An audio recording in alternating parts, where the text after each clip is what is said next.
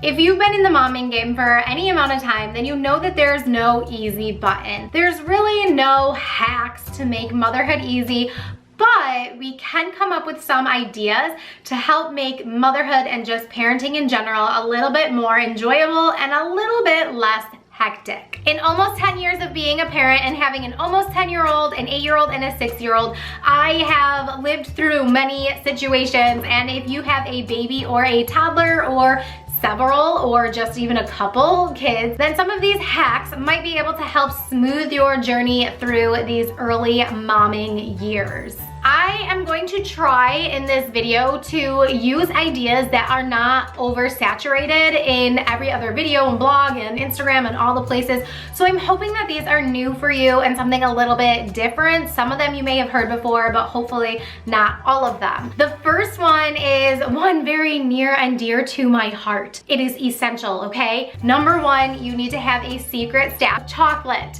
You need to have, and this is like a whole realm of things that you need for this to work. You need to have a lock on your bedroom door. You need to have a door on your closet that you can just either close or lock closed. And you need to have this hidden away where no one else knows it exists. I don't care if it's chocolate, I don't care if it's candy, I don't care if it's wine, I don't care what it is, but you need some sort of secret stash for just those little doses of mama needs a break, let me get some sanity. Have your little stash on hand and replenish it before it runs out, because that's when you need it the most. Hack number two is actually, it is about the kids, but do not put socks away in your kids' drawers. They don't need a sock drawer. I have boy, girl, boy in that order, and I completely threw out every sock with a color or a design on it, and I got all black socks across the board. They're very close in age, so having the same size-ish sock works for everyone, and I just have a bin of black socks. That's it. They just get one and then they're done. Now the key with your sock bin is that it is by the front door, or it is wherever you store all the shoes, because I can't tell you, it is still always get your socks on. Every single time we're trying to get out the door, they hate putting their socks on. I don't know if it's just my kids or what, but it is literally like pulling teeth to get these kids to put socks and shoes on. So just have the socks one step closer to the door. Hack number three is car kits. Now this is something I may have come across on Pinterest or something, and instead of having it all beautiful and organized and all these things, literally just throw a bag in the car. What I like to keep on hand now that my kids are a little bit older is beach supplies in case we decide to just go for a beach day. I have chairs and blankets and umbrellas in the car at all times, and if you have younger kids who may get dirty, have an accident, whatever it may be, you are going to want to have extra clothes on hand. If you want to put these in beautifully labeled bins or whatever, you can. Otherwise, just throw a bag in the trunk of the car and just always keep it there and change it out through the season. So in the winter time, I like to have extra hats and gloves and stuff like that, so that if, God forbid, our car broke down or anything, and if we had to walk anywhere, and I got this lesson from my dad when I was very young and I hated putting on my coat, and he literally would not leave the house until I put my coat on and said, if the car breaks down, we're getting out and walking, so you need to have your coat. So I kind of took that mentality, and I try and just have things in the car at all times, so that if in any emergency, then we have supplies to get us through. And then with that, it's important to also have some snacks in the car that you can just kind of pull out when the kids are hungry. I do like to keep those in the trunk so that they are kind of reserved for those times where you're maybe you go to the library and then you decide to go to the park, but you hadn't planned on going to the park, so you have some snacks to kind of hold you over until you get home. Hack number four is headphones. Now this is for everyone and everyone's sanity, sort of. I guess maybe it's a mom sanity kind of thing, but I like to put headphones on and either put on a podcast or an ebook and just listen to something that is the only thing that I am really focused on listening to while I'm cleaning or running errands or whatever it may be, because just the overstimulation from the outside world of everything else going on, it's just too much. I like to use this hack for myself. I know my husband does the same. If things in the house, we have 3 kids and they're very loud, and if they have friends over, it's even louder. So as long as one of us is tuned in, then one of us is free to tune out. If you need to get noise canceling headphones or just headphones so that you can, you know, maybe noise dampening, is that the phrase we use now? Like noise dampening headphones so that you can still hear what's going on if there was an emergency. Of course, like just making sure that you're not tuning out and neglecting, but you're tuning out and just kind of bringing your zen back in. A lot of times people will do this and listen to meditations, and that's a great strategy as well. Hack 5. Google Calendar, period, end of story, the end, bye. Just kidding. Google Calendar is literally the only calendar that I will use. I've seen these fancy calendars online that I've looked at as like a whole family command station with job charts and this and that and color coded blah blah blah reminders, and all of that is too much, and I just completely ignore all of that advice that other people give, and I just use Google Calendars. I sync it to my Slumber and Bloom business calendar, my personal calendar, and my husband's calendar.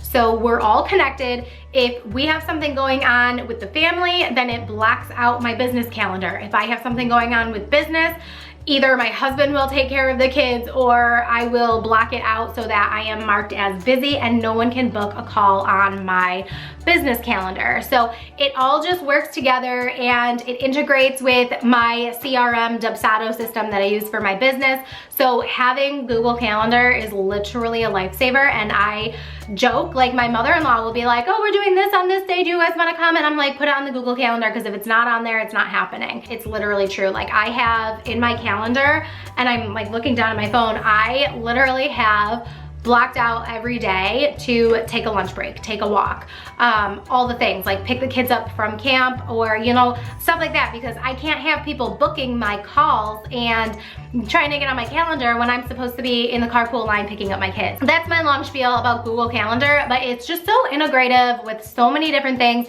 If you're an Apple person, sorry, I'm not. Google for life. Let's move on to the next. Numbers 6 and 7, they kind of go hand in hand, but you can use them separately. The sixth thing that I was gonna say is drive up groceries.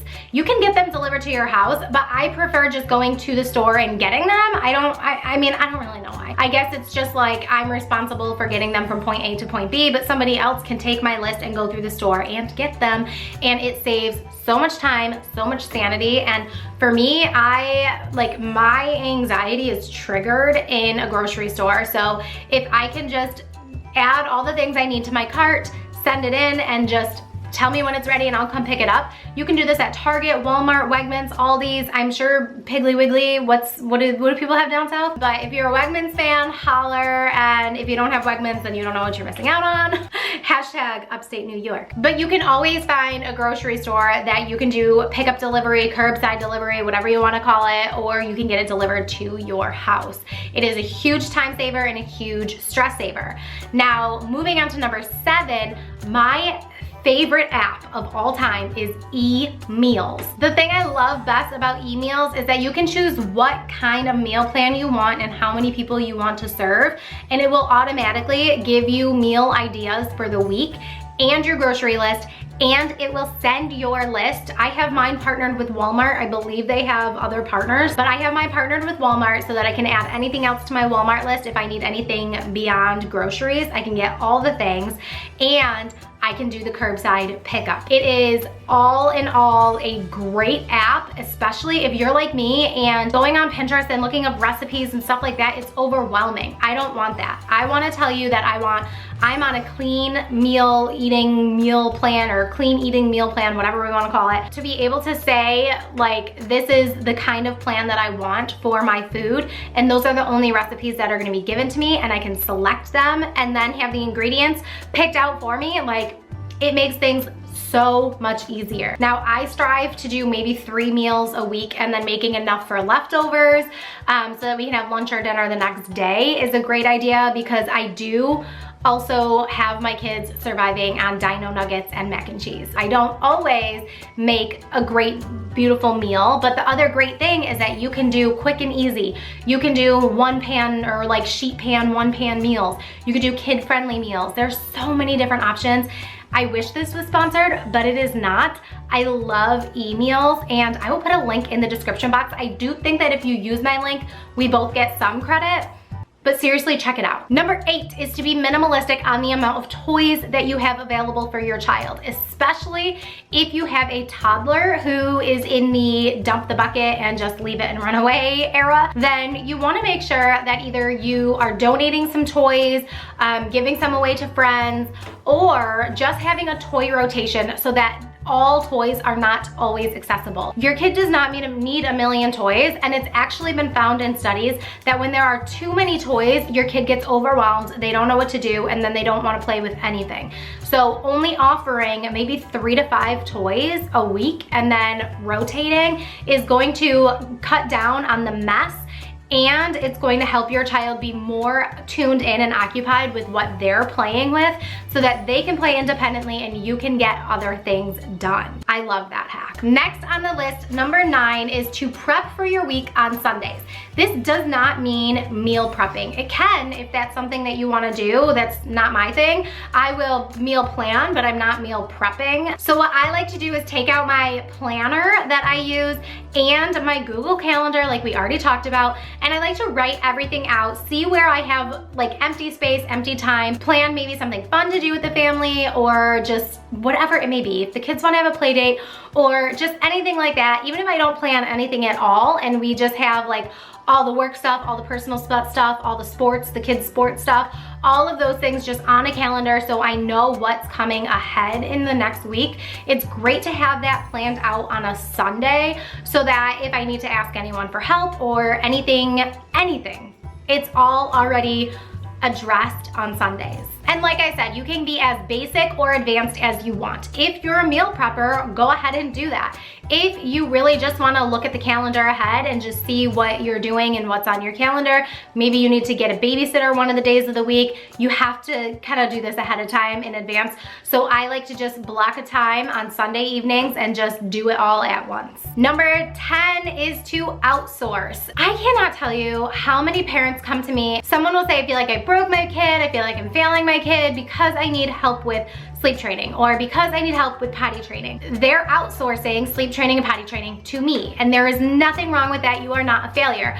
I like to outsource cleaning. If I have extra money that month or week or whatever, I can get a cleaner to come clean my house for me because mama don't have time and energy to do all the things. Outsource your laundry, outsource your meal preps, outsource whatever you need. And for me, on a weekly, that is grocery shopping. Someone else can get the list for me. I will give them the list. They will get the ingredients. Thank you very much. Just put it in my car. Do not feel like you are a failure or that you are failing your kid or breaking your kid. It seriously breaks my heart when I hear parents saying these things, and I will tell you from experience, it took me several years to be okay with asking for help. And it wasn't until my oldest was maybe 4 or 5, no, he was 4 because he was in preschool, and then Kaya was 3, and Joshua was very little. He was like 1 maybe. I feel like he was younger though. Anyways, I just remember having 3 very young kids and finally like breaking, I broke, and just said, I can't do all this on my own, I need help. Don't wait until that point. If you learn anything from this video, do not wait until you feel broken to ask for help. You can have 1 kid, you can have 5 kids. I don't care how many kids you have, you need help. You need a village. You need people giving you a break. Got it? Seriously, like I'm so passionate about that because I burnt out. And I don't want that to happen to you. So that's gonna bring me to number 11, and that is self-care. Schedule a massage, schedule a facial, get your nails did, get your hair done, do whatever you need to do. I get my nails done. That's my self-care, and I love it. And when I have extra money or extra time, I'll get my fingers and my toes done, or I'll do something special with my hair, which I haven't really done in a long time. I'm just trying to cover the grays and keep the grays at bay these days. There was one point where I was like, let's dye my hair like a purplish red.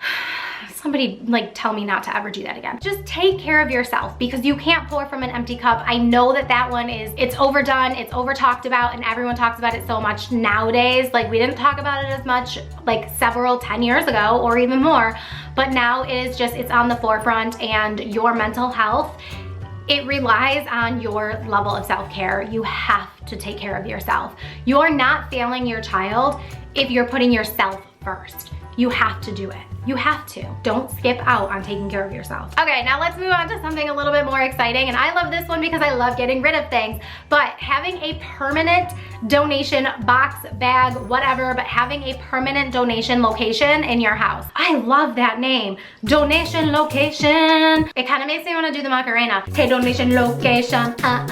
Donation location. Hey. Oh my God, okay. I have taught my kids that when they are done playing with something, wearing something, anything, I don't care what it is, put it in the donation box. We'll keep it in the garage. And if nobody asks about it, touches it, wants it in the next couple weeks, let's be real, couple months, because I don't go to the donation center as often as I should and things pile up, but that's fine because it's not in the house. So I like to put it in the garage, and sometimes I will sneak things in there and see if the kids ask about it, or if they want to play with something, and then I'll be like, oh, I think I put that in the donation box because you left it on the kitchen floor for 2 weeks. So that is a really good strategy to not only get things out of your house and into a garage or in your car. I don't care if you keep it in the trunk of your car so that if you drive by the donation center, I should do that. You could be like, oh, I'm driving by and I have a couple extra minutes, let's drop off these donations. But it gets it out of your house, and it's also teaching your kids about giving back. So even just telling them like, oh, there's a donation center in our community, so when you're done playing with something, we can give it to the donation center, and then kids in the community who don't have all these amazing, wonderful things that you have, they can come here and they can get it for themselves, and the world is a better place. Number 13 is possibly maybe obvious, and I mean, it's definitely like an obvious thing, but especially when it comes to making mom life easier and just like maintaining life, is enrolling anything you can in auto bill pay.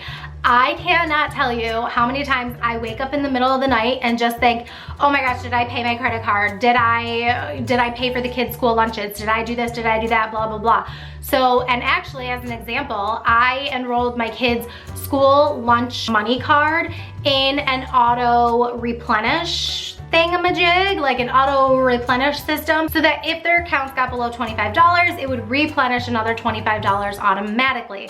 Now, I love that because now I know my kids aren't gonna be hungry, and I'm not going to get like a late fee or blah blah, or like a note home saying your kid forgot their lunch money, send in $2.50. Anything that you can do auto bill pay, do it. Number 14 is doing a 10-minute tidy. Now this is a great time to throw on your headphones like we were talking about earlier in this video and just tidying up the house. You can either involve the kids and family, or you can do this on your own, but just setting a timer, putting on headphones, listen to a podcast, listen to music, whatever you want to do. I generally try to do like a 5-song limit for myself. And I mean, I know 5 songs is longer than 10 minutes, but you get the gist. I tend to just say, I'm gonna do this for 5 songs and then I'm done. And I'll either keep going when I'm done because then I got into the groove of whatever I'm cleaning. But if you focus on an area or a thing or a section of your house, or just like one task you wanna do, maybe it's wash all the windows in the house, or maybe it's just let me pick up the living room and make sure everything is clean and just like do one room at a time. Whatever you wanna do, just whatever you wanna do in that situation, set a 10-minute timer. If you're done at the end of 10 minutes, great, you worked for 10 minutes. If you wanna keep going, great, keep going. Number 15 is Libby App. If you don't have Libby App, maybe use Audible or something, but I love Libby because it is connected to your library card, and you can go on Libby and you can borrow ebooks. And I'm not even done because it gets better. What I like to do is put a story or a series of stories on in the car whenever we're driving somewhere for a lengthy amount of time, and I like to change, like, what is it called, like the fader thing in the car, so that I don't have to hear it in the front and just the kids can hear it in the back. So then you and your spouse, partner, whoever, whatever you're driving co-pilot with, you can have your own conversations and the kids are in the back listening to a story. I love doing this with my kids, and they tend to like not fight, and if they fall asleep, they fall asleep, but they're quiet. They are quiet. And if you have more than one kid and you know what it's like to have a very loud car when you're trying to travel, then this is going to make all the difference in your road trips. I hope that you learned a lot of things in this video. Leave me a comment down below and let me know what your favorite hack is, or if you have any of your own, then feel free to let me know in the comments. I would love to get some more mom hack ideas and make life easier for everyone. So I hope you enjoyed this video and keep blooming. Mwah.